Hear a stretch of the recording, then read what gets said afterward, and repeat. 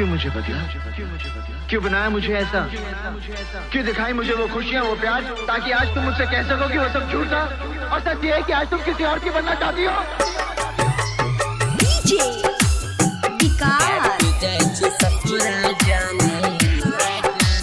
Music link recording studio Delhi. देख के जाय छी ससुरा जानू हमारा के गम। देख के जाय छी ससुरा जानू हमारा के गम।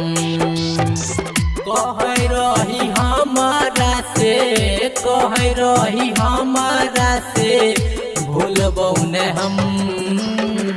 देख के जाय छी ससुरा जानू हमारा के गम। देख के जाय छी ससुरा जानू हमारा के गम। तुम सिर्फ मेरी हो, जाय छी ससुरा जानू और किसी की नहीं हो सकती। Sitamarhi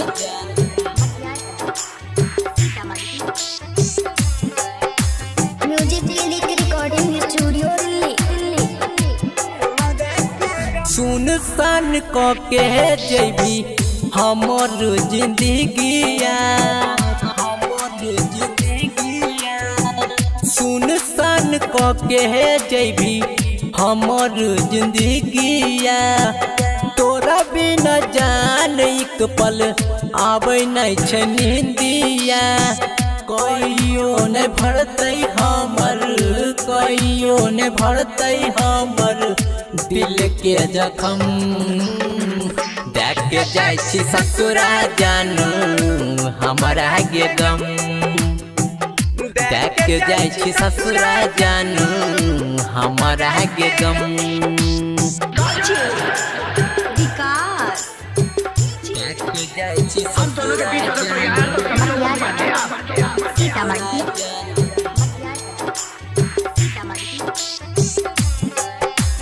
music link recording studio Delhi. Bittu Vishal के दिल से निकाल के, दिल से निकाल के। बिट्टू विशाल के दिल से निकाल के। खुश छो ही जान तू सुलेंदर के पाई के।